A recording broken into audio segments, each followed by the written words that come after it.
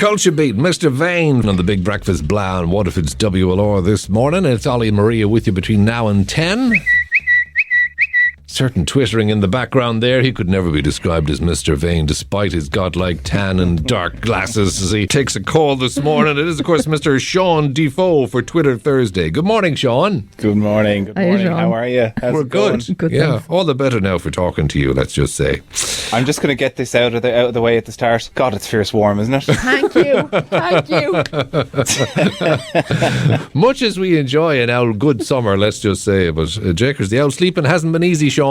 Well, somebody said, morning guys, I've no problem sleeping at night. All the windows are open upstairs and no curtains closed and the blinds aren't closed, sleeping great. I live in a bungalow. I'm not going to leave my bedroom window open. Other person's probably living in a fridge. But listen to me, a lot of suntan opportunities, and obviously being Irish, we tend to overdo it a bit. We can always be spotted abroad on holidays, but now at home, having this glorious sunshine, there's the other side of it too. Do you remember overdoing it, overindulging in the sun at some stage? Oh yeah, I mean, God, I did only this week. Let's not. It doesn't take too long to remember back to overindulging in the sun. It's so hard. I think the hardest bit is having to work in this. It's like, you know, the one we all go abroad and it's great, and you say, God, I could just live here. I think this week has shown I absolutely could not live in any of these places because I would have to work and have to get up all hot and bothered in the sun. The one place actually that I always get burned, and I never learned that. Careful now, Sean. Family show. Because I actually am quite good with sun cream for the most part, but I always forget to sun cream my ankles and my feet. And so after I go to the beach and go for a swim, and it happened at the weekend, I went for a lovely swim down in Greystones on Sunday, and I came back and every bit of me was fine, and except for the feet, which were absolutely glowing red, which is awful because then you can't put on socks, you can't do anything. It's always the feet.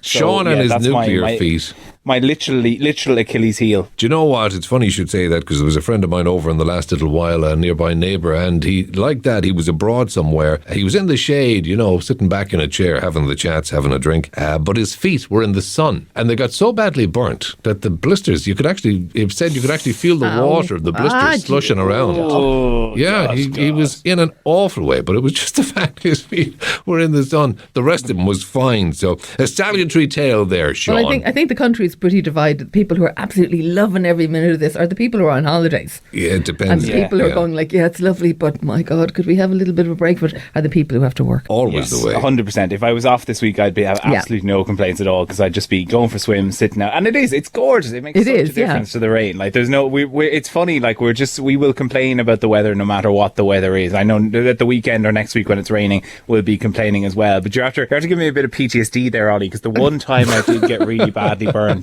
you've just brought it up, was when I was a kid and it was down in Dollar Bay, and we a big day out with all the cousins and everything. We were having a great time, and we were all called in. My nan was looking after us. She called us all in to, you know, go and get wrapped up and get our sandwiches or whatever. And I said, no, I'm just this way, come on now. A few more minutes in the sea, and that few more minutes did for me. Destroyed my shoulder, was burned, big blisters like you're talking about there for days. God. And to this day, my nan has never forgiven herself. When I see her any time and there's a bit of sun, she goes, God, I'll always remember that day on Dollar Bay now. Poor Sean. Poor Sean. Well, now listen, moving on. The sad passing of Dessie O'Malley, regardless of your political colours and stuff, and I know you've been a political animal from an early age, but very much a part of the fabric of our growing up over time. Yeah, I mean, very much so. Like, he's one of these figures who you like, it's rare, you know, when people, particularly political figures, pass away, there's always these things saying, God, there wasn't many like him, but there really wasn't many like Des O'Malley. Like, his clashes with Charlie Haughey down through the years, actually standing up on a point of principle to him and ultimately getting expelled for Fianna Fáil as a result, then going on to form the PDs and entering a coalition government with Charlie Haughey really weirdly just 4 years later. Groundbreaking at the time.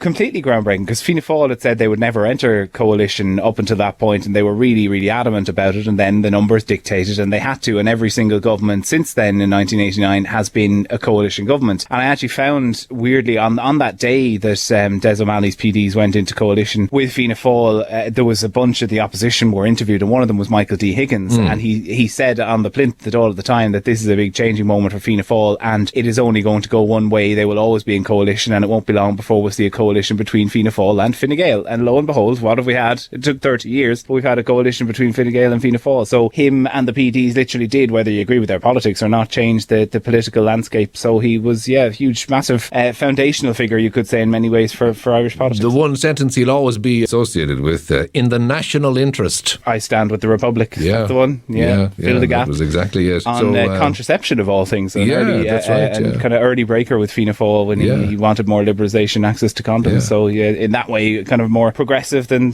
some of his contemporaries. Well, God rest him, we say. And moving on, and you mentioned him there, Michael D. Higgins, #NotMyPresident. Oh, yeah, this has been trending. And it's just like, it happens every time. It's Michael D. we're talking about now.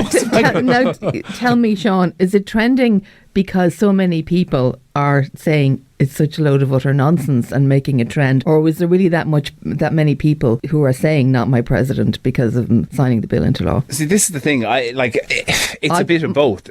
My instinct is though it shades more towards the people who were saying, "Oh, for the love of God." It does, and it always happens with these kind of things where you end up giving out about the thing that you don't like, and then give the thing you don't like a bigger platform by doing that.